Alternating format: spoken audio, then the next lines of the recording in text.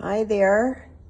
Okay, for this current project, you have some choices. You can paint an animal straight up, your pet. You can paint a portrait of yourself with your pet.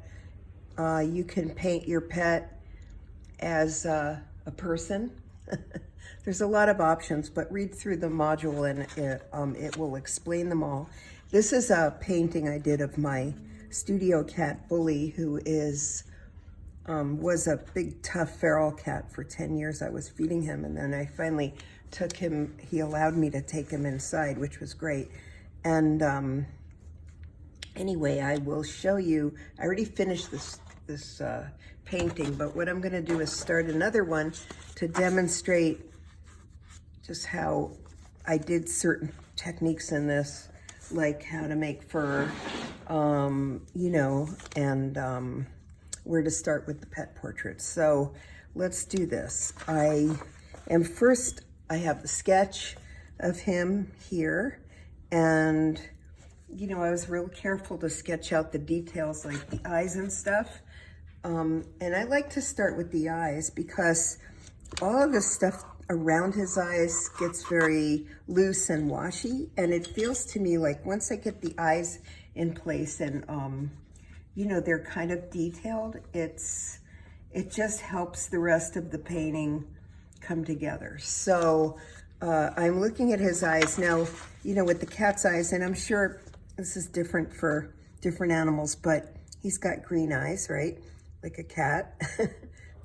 They don't all have green eyes, but he's got a lot of colorations going on in here. And so I'm gonna look for maybe the lightest color, which almost feels like a yellowish green.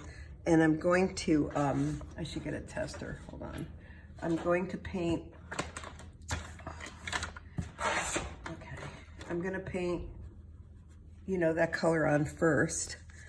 And, just take real kind of careful attention to this part of the painting. And, hopefully you'll have the ability to trace this, but if you're doing it freehand, it's still the same deal. So let's see, I want to move this up so you can see it. And I'm going to start with some light green, yellow color. Okay. I'm going to start with this.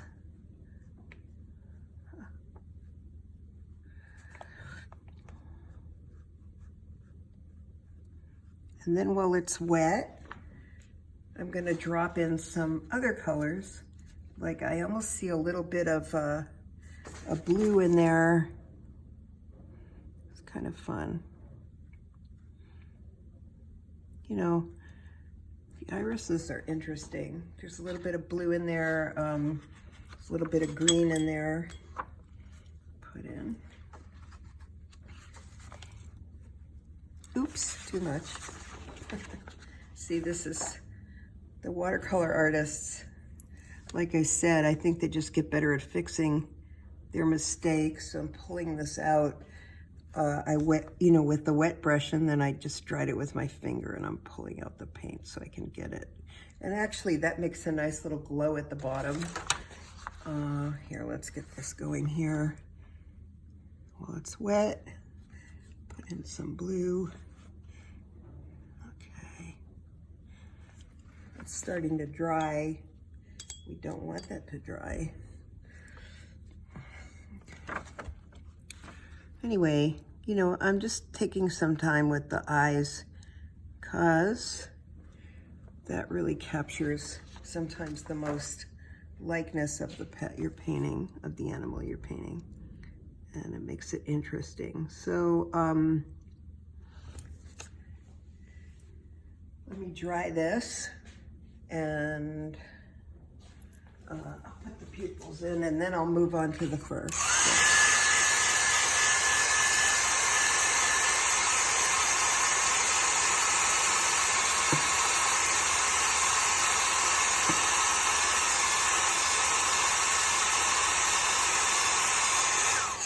And there is a highlight in his eye, which I really didn't actually leave room for, but I can go back in and use a gel pen or flick some of the paint off there.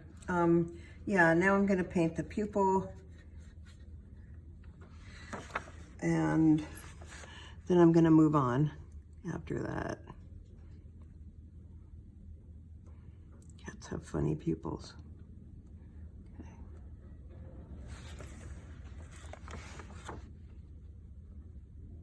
So I think it's important to take your time with this part of it, just so you can kind of get a nice likeness going in there. And then,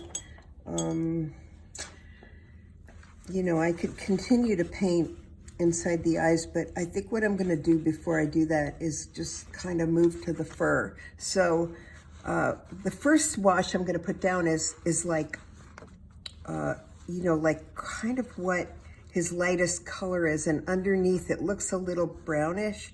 Maybe at the tip of this ear it looks a little pinkish. So I'm gonna try to get that going on, and I'm not gonna be able to finish this portrait, you know, while we're talking, but it's okay. I just wanna show you, I just wanna introduce you to some techniques for making fur. If you were wondering about that. So, my palette, so messy. Okay, so for one thing, I'm gonna get a little bit of a pink color here, because like I said, it's like, there's almost like a pinkish color, like a pinkish gray or something. One of this cat's ears is tipped. That's what they do to feral cats when, that's what the SPCA used to do to feral cats. I think they still do it, where they have a program where they'll neuter them and then release them back into the wild, because a lot of feral cats, they say can't be adopted, but I found that not to be true. Okay, anyway, I've adopted a few of them. So, I'm putting this starting off with like this light brown color underneath here. And one of the techniques I want to show you, I'm not going to be able to do all this because this is a lot, but one of the first technique I want to show you, okay, is how to make a fuzzy edge. So what you want to do is wet your paper, and then a little bit beyond the line where the cat's fur is, and I'll go to more of a blackish brown color, and I'll show you what happens is you can get this nice, so you can get this nice fuzzy edge. And one of my students did a terrific tabby cat using this method. You did the stripes, it was really great. Okay, so that's the first one, and see how this is just kind of feathering out because of the wet edge? That's what I'm talking about. Okay. Another thing I want to show you is painting, well, let me see if I can get some, let me get some underpainting on here, and then I think I'll just do the left side of his face. Okay, so he has a little bit, so an eyelid under here, which I'm not going to paint just yet, but I just want to get the underneath color. This is kind of there's some lighter brown here, so I'm going to get that in there. Yeah, okay. And then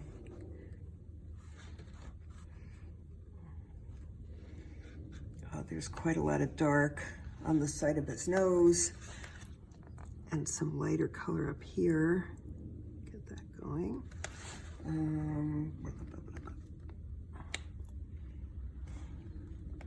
Actually,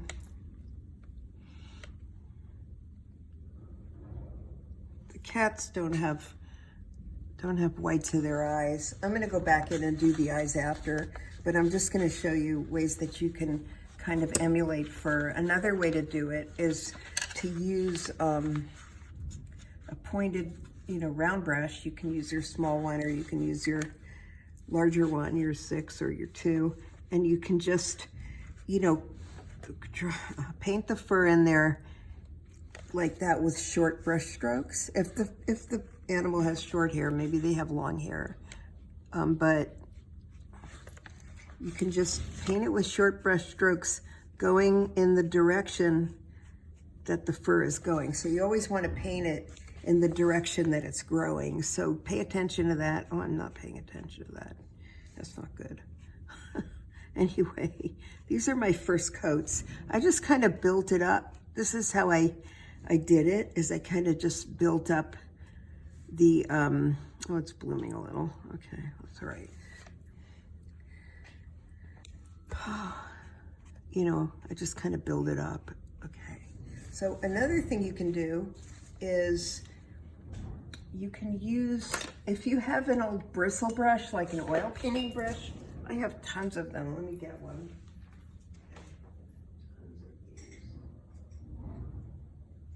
Okay. This is like a brush, this is like a damaged brush, see?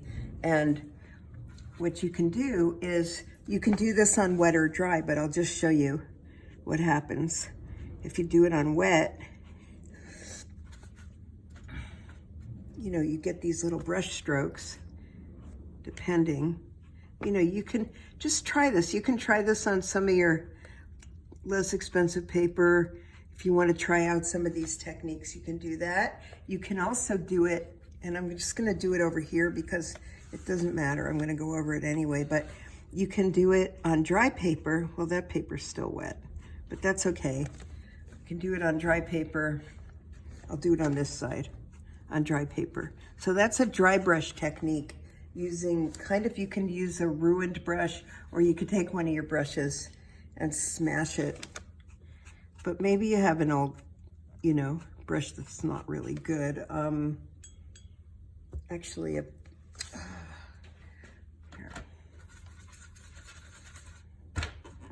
I'm smashing my brush, see? So it looks really, so it splays out, and then see how it gives you kind of a more fur feeling, but I think that you need to do that on top of your dried painting. So I'm gonna go ahead and dry this and show you what I'm talking about.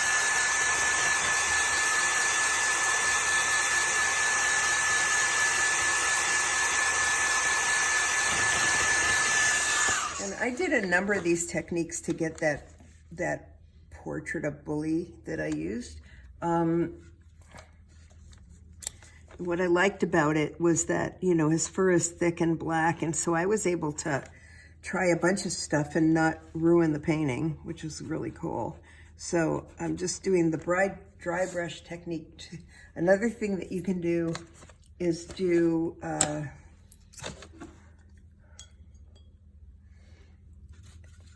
you know, is to, I probably should use a smaller brush, but if you do short little strokes like this,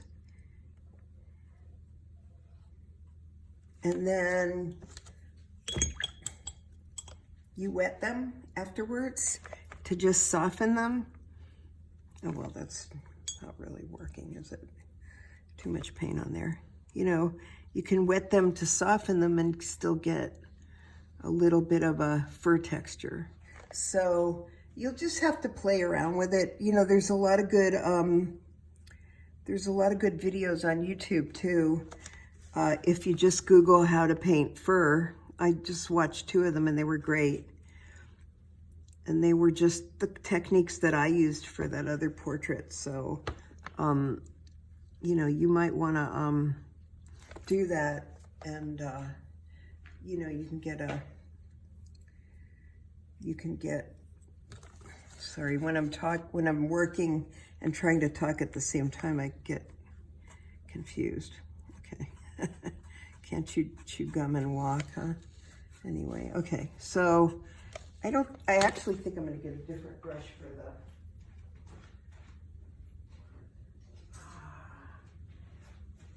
the, if you have a fan brush, which was not on your supply list, but some people have them, and if you like painting animals, you might want to get one. This is a good brush for painting fur, see? Well, let me get it a little wetter. but, or you can just splay out, see, isn't that cool? You know, just paint it, do it in the direction that the fur is growing. So you can do that, then you can do it, you know, I think the best thing to do is to do it in layers, and I'll just show you something on this one. You know, I went back, I built up the layers so much, and you know how the layers get kind of mottled when you start to put on too many layers of dark color.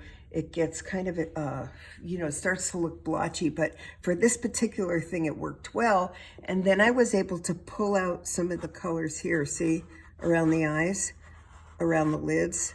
You know, they were darker. I pulled them out. I pulled out some of the color here with just water and pulling it out with the fur, but it worked out really nicely. And then how I did the whiskers was I took an X-Acto knife, and when we did the special effects in watercolor, and one of them was scraping with a knife, if you have a razor blade or a X-Acto knife or something, I just use that to do these whiskers, see? So that's another option. But, you know, I'll continue to paint this, and then I'll post it.